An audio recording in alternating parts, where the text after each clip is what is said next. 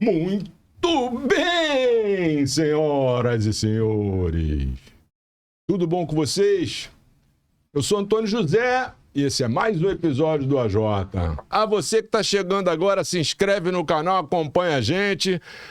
Hoje eu trouxe aqui um livro para o nosso momento cultural, para a biblioteca do AJ, que é o livro Os Fundamentos do Marketing Moderno, do Philip Kotler. O meu convidado de hoje, dá ligada, ele começa em 98 na propaganda registrada, passa na Upgrade, na Ogilvy em 2001, Almap em 2002, Léo Burnet em 2006, Age, Isobar, McGarry Bowen em 2014, vai para o Yahoo, vai para Out, Verizon ou Verizon? Verizon. Na verdade é tudo Yahoo. A minha pronunciation... O Yahoo foi trocando de nome, né? Mas esse tempo todo é tudo a mesma empresa. Yahoo de novo, Bandeirantes, a passagem rápida, e na JCDecaux desde 2022. Hoje ele é o diretor comercial, manda prender, manda soltar, abaixo somente do Messier e da Ana Célia. Top 50 da Creators, indicação de Caboré, São Paulino. Ladies and gentlemen, please welcome João Penda. Salva de palmas. Conseguimos!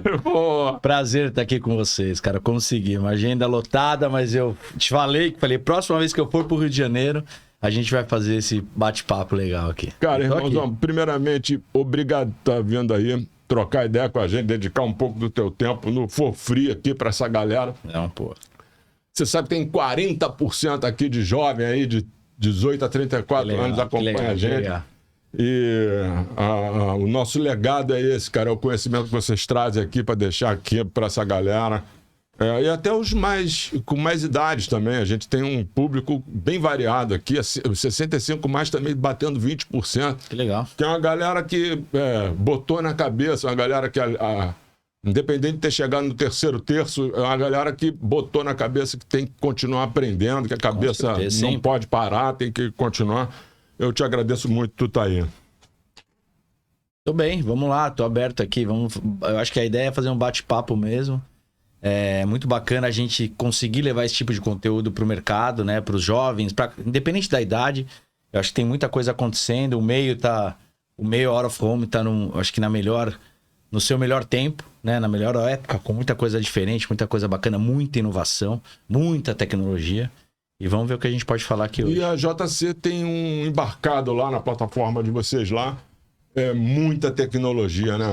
Sim. A gente estava aqui no bastidor aqui trocando a ideia sobre as plataformas DMP que você tem lá e todo o alinhamento de dados para proporcionar para o anunciante uma comunicação assertiva, sim, né? A gente estava até falando sobre as questões de quando chega no ponto de decisão ali de como vai, vocês embarcam muito conteúdo para facilitar essa decisão, correto? Não, com certeza. Eu acho que a Decaux, no momento da pandemia, foi uma das piores épocas para a empresa, né? Onde você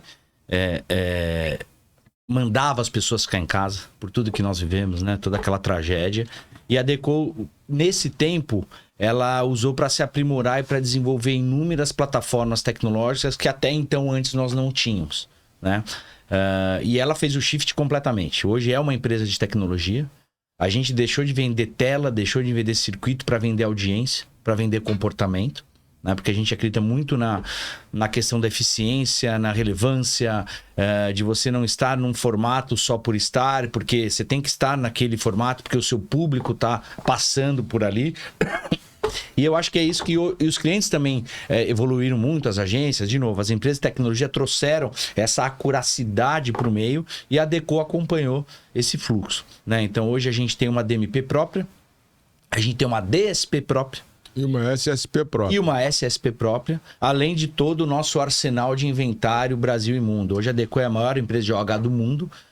E ela tem por obrigação de se desenvolver e desenvolver o mercado, né? Então não adianta nada você ser a maior do mundo, tá obsoleta, tá parada, tá deitada em berço esplêndido, vendo outras empresas tão boas quanto acelerarem no questão de inovação, dados, métricas, mensuração, etc. Então acho que a Adecco pegou essa onda e hoje a gente oferece para os nossos clientes todo e qualquer tipo de dado ou informação para ter mais assertividade, para ser mais eficiente, para mensurar tudo que a gente pode mensurar. Então, acho que cada vez mais os clientes pedem isso. Eu estou na Adecco há quase 3 anos e eu vi o shift da empresa muito rápido nesse tempo, onde a gente não está falando de tela. Eu estou falando de comportamento, eu estou falando de experiência, eu estou falando de métrica, de mensuração. Então, tudo que a gente faz na Adecco hoje, a gente mensura, a gente tem dados. Então, a gente tenta levar esse tipo de solução para o mercado, para o cliente ter cada vez mais segurança e anunciar num meio que foi muito questionado, que é muito questionado, por não ter métrica, por não ter... Já foi, né? Hoje em dia, com essa quantidade de informação que a gente... evoluiu muito. Entregar, né, cara? Com certeza. Discutir número não existe, João. O cara pode discutir opinião, pode discutir qualquer coisa, mas discutir número não existe. Ele pode... A metodologia. Vamos discutir a metodologia. Aliás, é um tema que a gente vê que o pessoal quer, né, no mundo, não é no Brasil, o pessoal quer que exista, isso é a pauta da Ana Baker lá da AAA, de métrica única, um modelo só. Embora a maioria pelo menos as que eu conheço, eles não abrem muito a sua metodologia, né?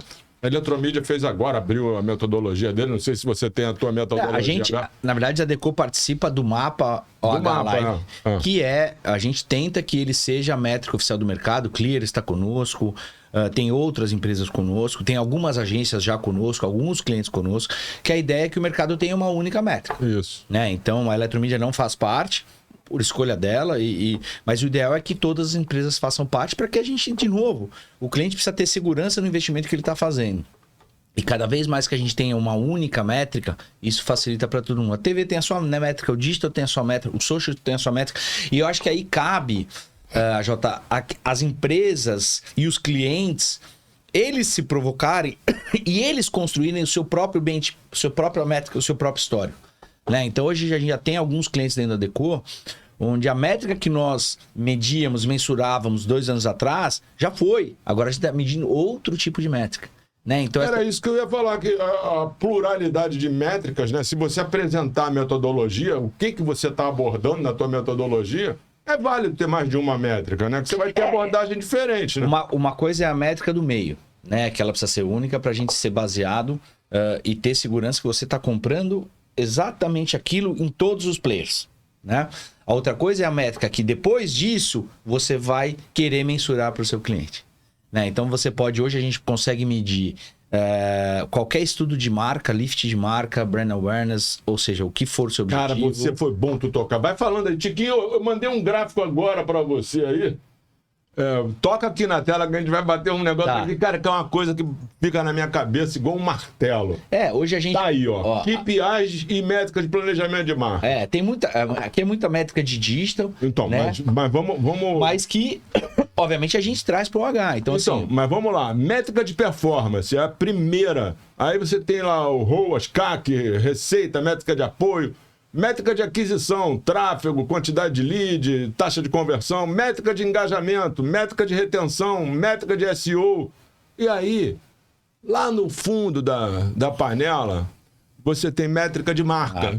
Porra, pra mim isso tinha que estar lá na ponta. Certeza. Era o primeiro com blocão o dobro do tamanho das demais. E métrica do negócio. EBITDA, métrica de apoio, receita, market share e EBITDA. É isso. Meu velhão, cara, algo...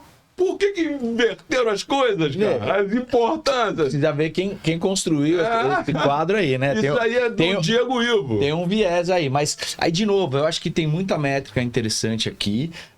Eu acho que uma marca ela precisa ser construída, ela precisa ser lembrada, ela precisa ser buscada. Para isso, ela precisa anunciar a marca. Então, a gente vê um boom do OH justamente porque eu acho que as marcas elas foram para um caminho muito de performance, que é importante, mas elas deixaram de se autopromover. Então, eu não vou buscar o que eu não lembro. Eu não vou buscar o que eu não conheço. Eu não vou buscar o que eu considero. Então, as marcas hoje voltaram a pensar com esse objetivo de branding.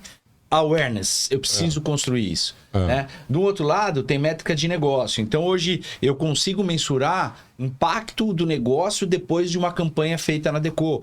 Qual a intenção do consumidor em comprar mais determinado produto, ou investir mais em uma determinada aposta, ou visitar determinada loja. Hoje eu consigo medir visit to store. Então, ele foi impactado pelas nossas telas, pelo relógio, pelas telas de metrô da Deco, e foi direcionado a uma loja. Você pode ter um cupom na comunicação e medir quantos cupons foram downloadados e trocados por produtos na loja. E isso é construído com a agência, isso é construído com o cliente para medir o negócio, exatamente a métrica que ele precisa. Por isso que eu falo que tem várias métricas aqui que a gente traz para o OH. Né? Própria retenção de clientes, engajamento. Hoje é muito importante o OH ele ser trabalhado com social.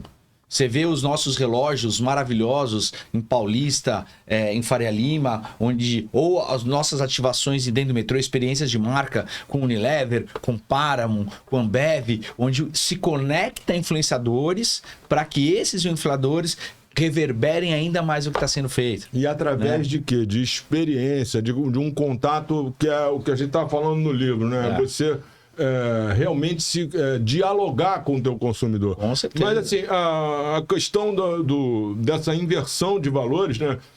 A gente entende, né? A gente que é do meio já há muito tempo, a gente entende que quando você investe em fortalecimento da tua marca, lembrança de marca, você todos os KPIs, todos os outros KPIs vão dar alavancada, cara. Então, essa ordem, ela... mas isso é uma constante, isso não é só do Diego Ivo, não, cara. Mas, de novo, eu volto ao assunto. As marcas estão voltando a trabalhar essas duas métricas aqui que estão no finalzinho como suas prioridades. Também depende muito, eu acho que nós, players, temos uma obrigação muito forte em levar esse tipo de provocação para os clientes. Né? Eu acho que a gente teve um antes e depois das empresas de tecnologias no mercado, e eles chegaram num viés no Brasil completamente diferente do que os players trabalhavam. Né? E isso fez com que os clientes deixassem de construir marca para focar em outra estratégia que, não sei se está certo ou está errado, mas tem um limite aqui, né? Tem uma... já estão, como se diz, já foram até onde eles poderiam ir. Agora eles têm que voltar a construir marca. Então é um ciclo que cabe a nós, players, provocar os clientes, mas e levar soluções de negócio. Quando eu cheguei na Deco 3 anos atrás, o mindset do time de vendas era completamente diferente do que é hoje. Né? Era vender. Precisamos vender aquele painel no aeroporto, precisamos vender aquele painel no metrô, ou precisamos vender X relógios. Não, cara. Não. A gente não é vendedor. A gente é consultor de negócio. A gente é estrategista. Eu tenho que pegar o problema do meu cliente ou a oportunidade do meu cliente proativamente e levar uma solução para ele. Exatamente. Então, cabe a nós também provocar os clientes para eles medirem marca, eles medirem negócio, a gente levar métricas e levar tipos de mensuração que eles não estão acostumados no meio OH. Eu acho que muito do sucesso da Deco desses últimos anos foi a gente mudar o mindset, deixar de vender tela, deixar de vender roteiro, né? Aquele roteiro. Não, cara. A gente tem plataforma, a gente tem dados aqui, a gente tem informações para provocar o cliente, né? Trabalhar por faixa horária, né? Eu falo para as montadoras, São Paulo tem rodízio, né? Das 7 às 10, das 5 às 7. É a hora das montadoras híbridas, elétricas, estarem lá.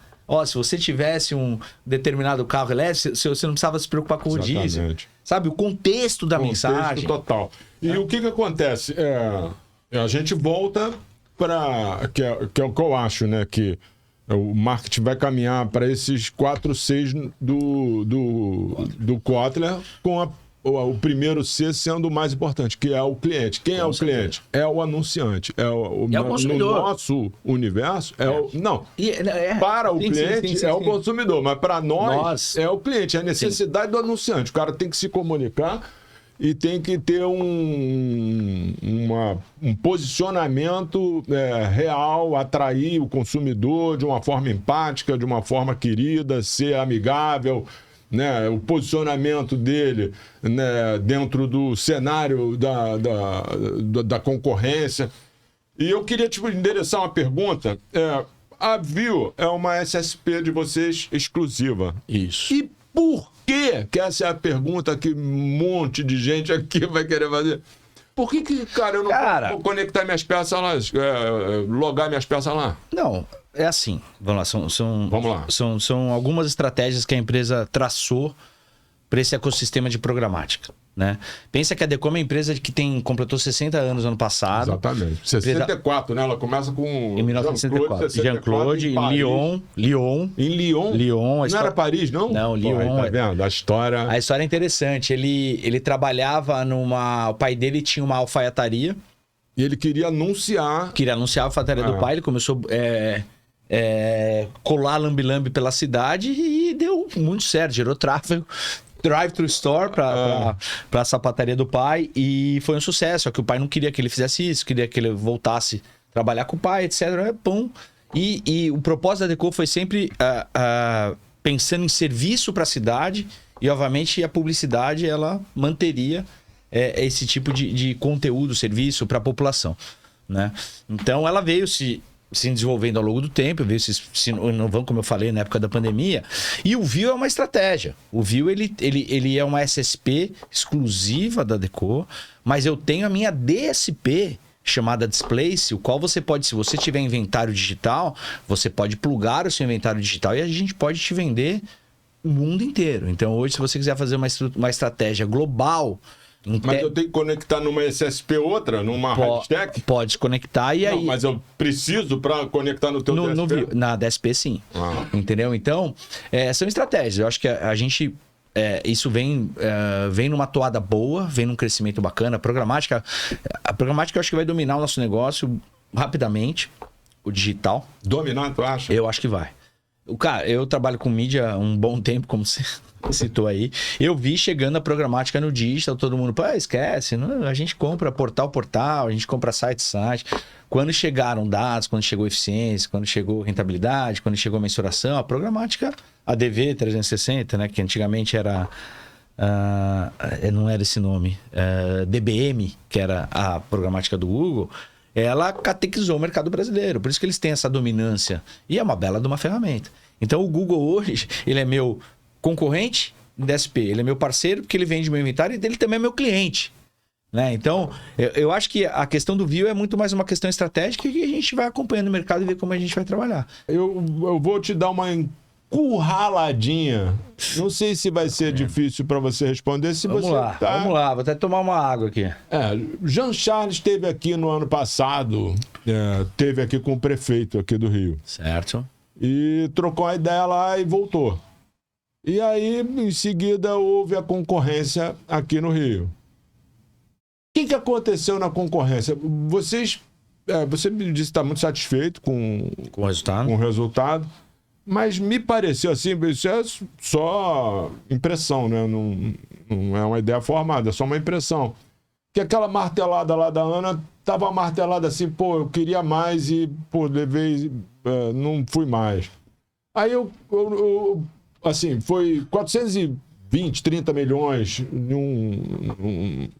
para abrigo, 450 milhões para relógio. E o player vencedor...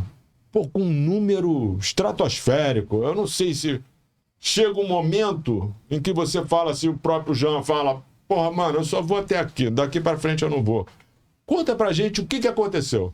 Cara, assim, primeiro o Jean Charles, se tu não quiser responder. Não, vou falar o que eu posso falar e que é aberto e que a gente fala para todo mundo. O Jean Charles tem essa agenda, ele é muito ativo no negócio, inclusive a gente tem reuniões semanais com ele para reportar número, discutir oportunidades, etc. E ele visita todos os países e fala com o poder concedente em todas as esferas, como Rio, São Paulo, Brasília, né, aqui no Brasil.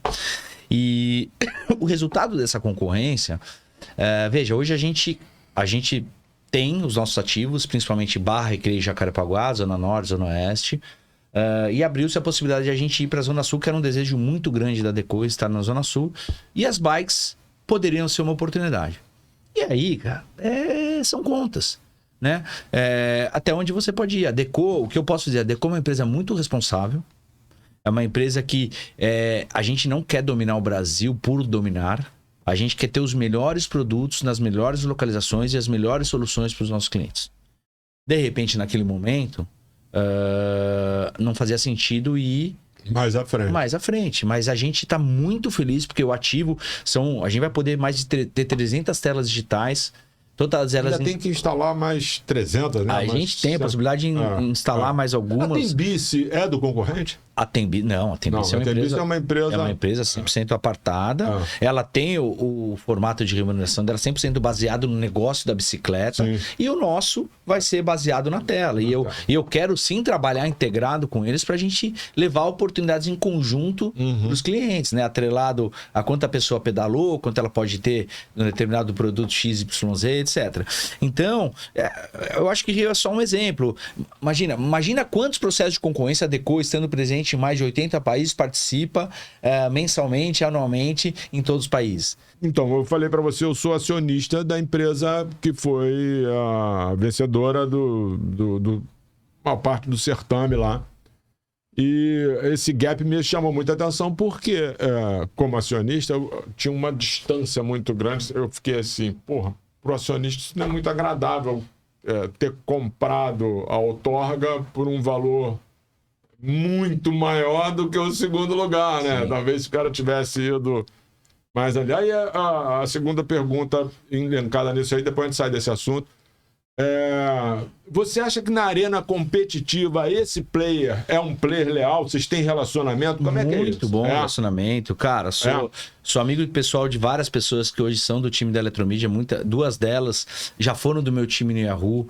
Tenho um relacionamento alto nível com o Pacheco, que é o diretor comercial, hoje com o Rafa também, a gente fala bastante, até porque a gente precisa trocar informação, né? O próprio Guerreiro é um cara que eu admiro muito, é um cara que tá nesse mercado mais de 30 anos.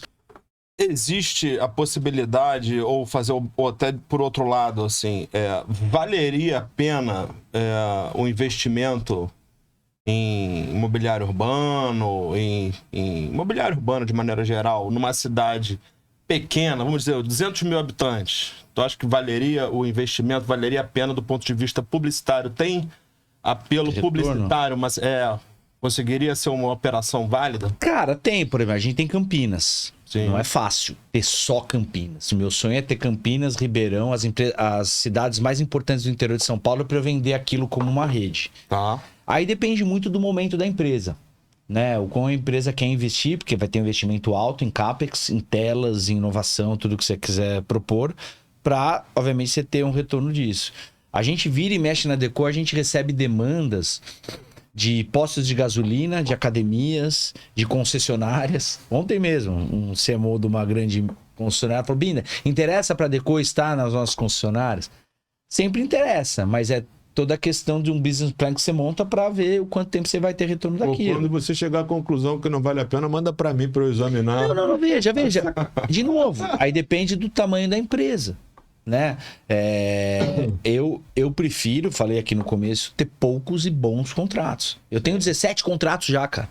Eu tô em Belém, eu tô em Aracaju, eu tô em São Luís, eu tô em Natal, eu tô em Fortaleza, eu tô em Salvador, eu tô em Brasília, fora todas as outras cidades que a gente tem telas do Carrefour, que aí eu entro em praças onde eu não tenho contratos, mas estou dentro do retail do Carrefour. E eu tenho que vender todo mundo. Aí eu como Deco, ter uma cidade de 200 mil habitantes, será que vale a pena no meu negócio?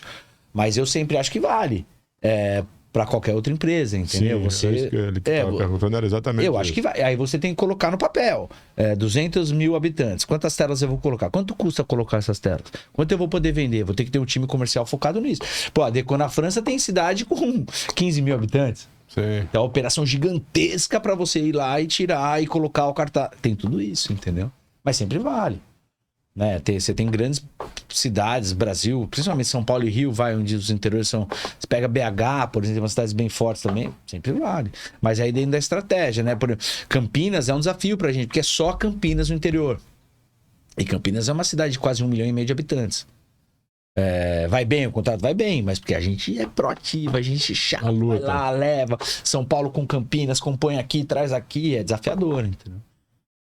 Mas eu fiz a pergunta que eu formulei mal minha pergunta. Eu queria entender do como Rio. é que o Rio Do o Rio tá nesse Cara, cenário todo aqui. O Rio... Pô, o Rio, o pessoal fala mal do Rio. Não, a gente não fala mal, não. A gente lançou agora a campanha Rio é Rói. Muito pelo contrário. Né?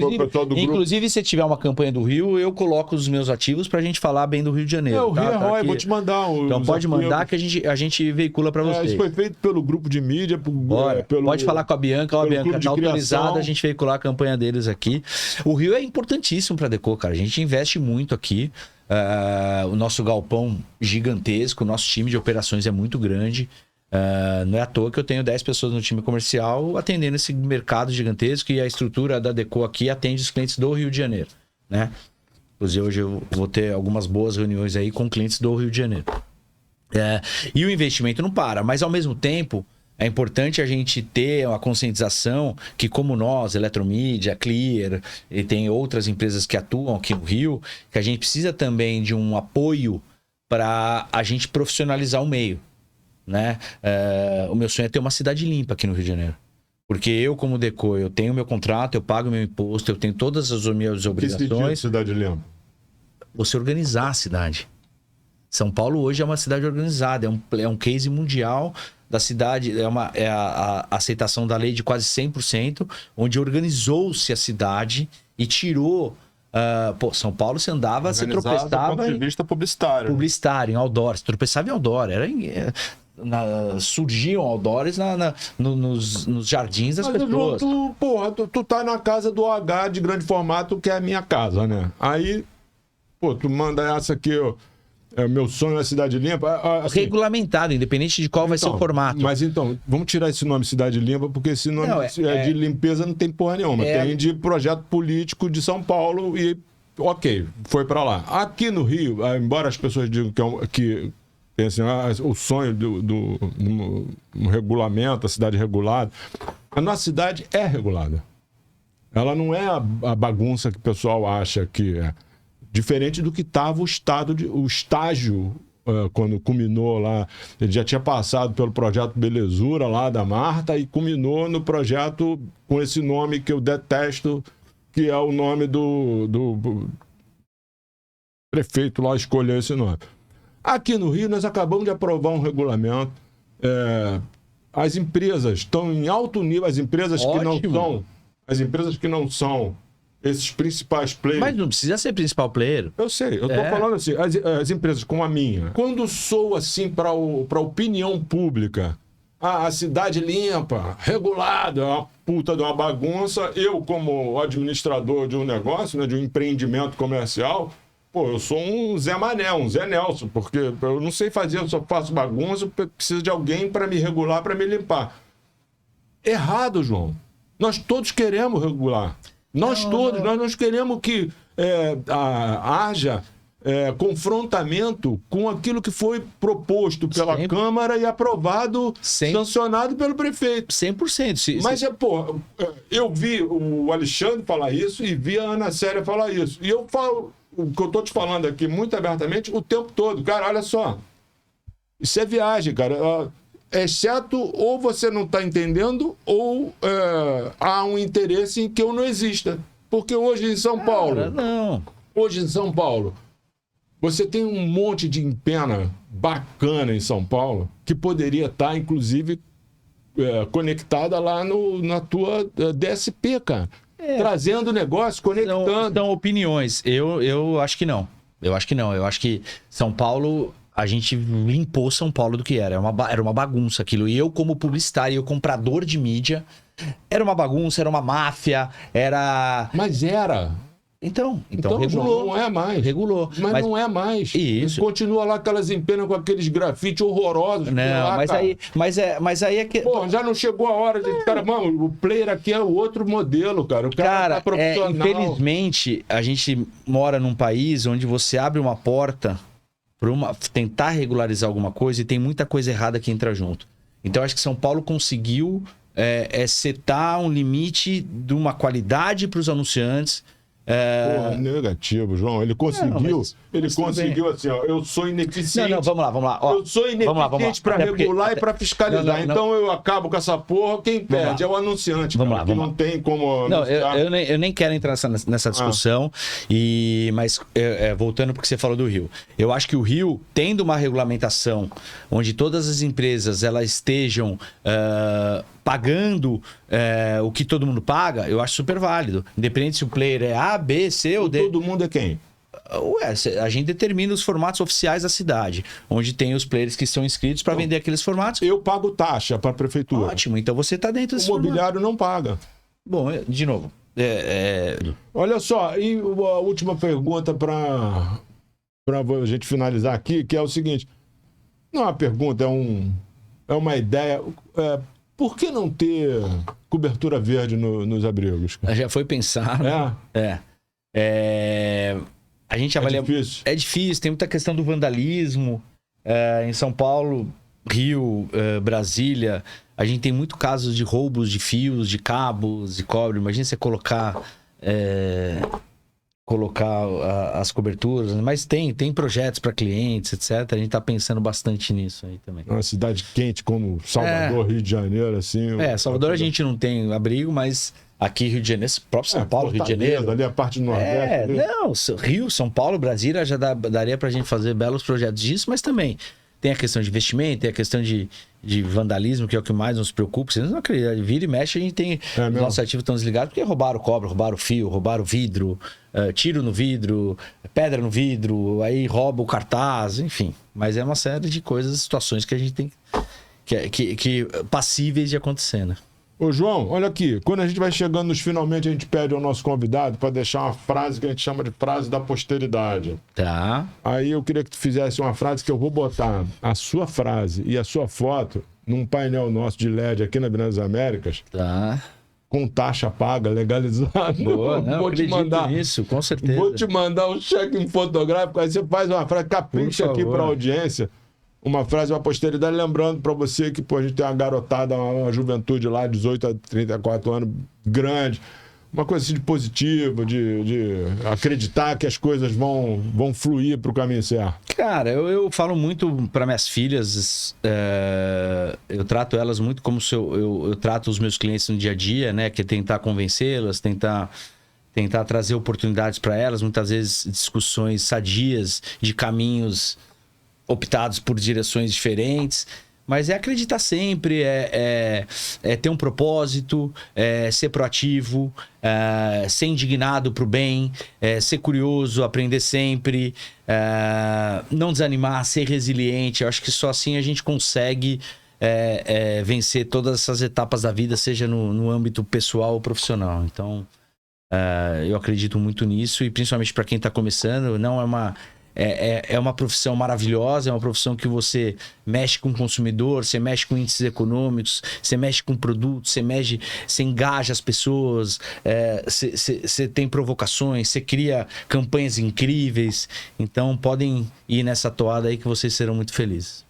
Irmãozão, amei tu ter vindo aí, dispor do teu tempo aí. Foi um prazer. Tá? A gente está aqui, nós somos aqui, a gente se auto-intitula Voz do OH. A gente não quer discriminar nada, a gente quer falar de OH. Com certeza. Porque a gente tem aqui o nosso propósito deixar legado para a galera que está querendo absorver conhecimento e, fundamentalmente, levar soluções e coisas novas para o nosso cliente anunciante. Boa.